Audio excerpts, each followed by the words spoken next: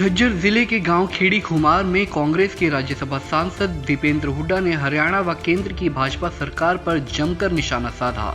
इस दौरान उन्होंने कहा कि कर्नाटक और हिमाचल तो झांकी है, पूरी फिल्म अभी हरियाणा में दिखाना बाकी है। उन्होंने कहा कि कर्नाटक के लोगों ने बता दिया है कि जात पात और भगवान बजरंगबली के नाम पर वोट मांगकर ठगा नहीं जा सकता। कार्यक्रम के बाद पत्रकारों से रूबरू होते हुए राज्यसभा सांसद दीपेंद्र हुड्डा ने कहा कि कर्नाटक की जनता ने पूरे देश को संदेश दे दिया है कि जहां पर भाजपा ने जात पात व भगवान बजरंगबली के नाम पर राजनीति करने का प्रयास किया, तो वहीं जनता ने भाजपा को वोट की चोट से करारा जवाब दिया। कि आज खेड़ी खुमार के अंदर लोगों ने जो आशीर्वाद और जो प्यार दिया और जो कार्यक्रम आयोजित किया गया, ये खेड़ी खुमार का जो मैं समझता हूँ कि हमारा पारिवारिक संबंध है और कोई एक दिन का संबंध नहीं है। ये संबंध दशकों से है। देश की आज़ादी के बाद से आज तक जब से हमारे परिवार ने राजनीति करी है, खेड़ी खुमार गांव का हमेशा पूरा साथ और सहयोग मिला है, आशीर्वाद मिला है और आगे भी मिलेगा। मुझे पूरी उम्मीद है और मैं पूरे गांव का और गांव की छत्तीस बिरादरी का, अपने बड़े बुजुर्गों का बहुत धन्यवाद करता हूँ। तो इसी पे कांग्रेस को बड़ी जीत मिली और उसके बाद बीजेपी द्वारा आरबीआई द्वारा 2000 के नोट को बंद किया गया है। कैसे देखिए, पहली बात तो कर्नाटक की जीत के लिए हम कर्नाटक की जनता का बहुत धन्यवाद करते हैं और कर्नाटक की जनता ने एक संदेश दिया है देश में, क्योंकि कर्नाटक में भाजपा ने काफ़ी हद तक कई इस तरह के मुद्दे उठाने की कोशिश करी, यहाँ तक कि भगवान बजरंगबली का नाम भी वो लोग लेके आए। भगवान बजरंगबली सभी के हैं, भगवान राम सभी के हैं। हमसे बड़ा बजरंगबली राम भक्त कौन है या किसी और से बड़ा कौन है? सभी एक से बढ़कर एक भक्त हैं इस देश के अंदर। लेकिन चुनाव में आप 5 साल काम ना करें और फिर ये में मुद्दा लेके आए, तो इसीलिए कर्नाटक में प्रचंड बहुमत लोगों ने, एक बहुत ही बड़ा बहुमत और भाजपा के लगभग बहुत 100 सीटों के आसपास तो उनकी जमानत भी नहीं बच पाई। ये एक बड़ा, और हिमाचल प्रदेश से लेकर कर्नाटक तक ये एक संदेश देश में गया है और हम तो यही कहना चाहते हैं कि हिमाचल और कर्नाटक तो अभी एक झांकी है, पूरी पिक्चर हरियाणा में दिखाना बाकी है। आरबीआई द्वारा 2000 के नोटों को बंद करने के सवाल पर दीपेंद्र हुड्डा ने कहा कि इनको अपने छपे हुए नोटों पर ही विश्वास नहीं है। अगर नोट ठीक हैं तो वापस क्यों लिए और अगर गलत है तो छापे क्यों? ये केवल जनता को परेशान करने का काम कर रहे हैं।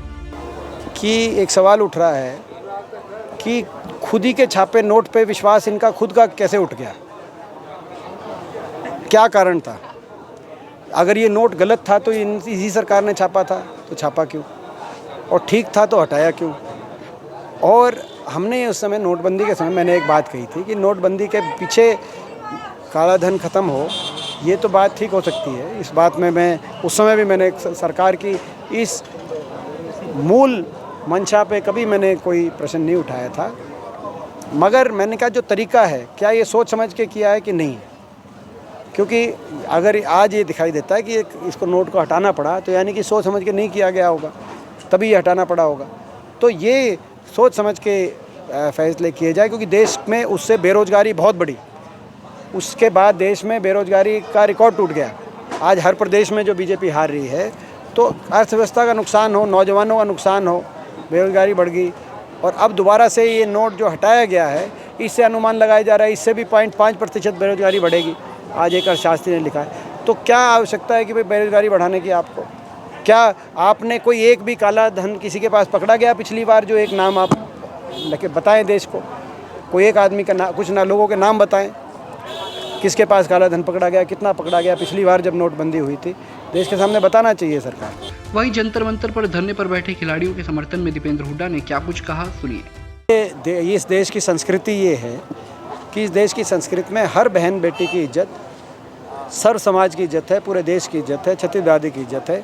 कोई भी व्यक्ति किसी भी राजनीतिक दल में हो या कहीं का भी हो, अगर किसी बहन बेटी के साथ कोई छेड़छाड़ करता है तो देश का सर्व समाज उसको अच्छा नहीं मानता। और देश की सरकार का राजधर्म है, कोई भी व्यक्ति अगर जो है इस प्रकार की कोई गलत काम करे किसी महिला के साथ, तो उस व्यक्ति को जो है दंडित किया जाए, उसके खिलाफ कानूनी कार्रवाई की जाए। तो ये जो है ये बेटियों के साथ इतने लंबे समय तक ये लोग बैठे हैं, ये इनको जो है न्याय मिले, हमारी पूरा मांग, उनकी मांग न्याय मिलने की हम पूरी मांग के लिए हम सरकार को कहना चाहते हैं कि सरकार राज धर्म निभाए। वहीं मुख्यमंत्री द्वारा पूरे प्रदेश में किए जा रहे जनसंवाद कार्यक्रम को लेकर भी राज्यसभा सांसद दीपेंद्र हुड्डा ने कहा कि यह जनसंवाद कार्यक्रम नहीं, जन अपमान और स्वयं संवाद कार्यक्रम है। देखिए, मुख्यमंत्री जी जिस रूप से हर सार्वजनिक मंच से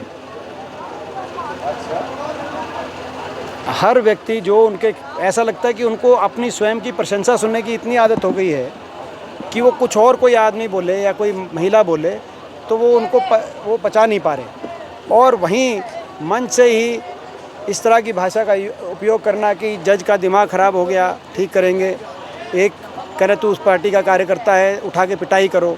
पीटने का अधिकार तो किसी को नहीं है, संविधान के अनुसार का अगर उसने कोई कानूनी जुर्म किया था तो संविधान के अनुसार ही कार्रवाई हो, और या एक महिला को कहना तो सिखाए।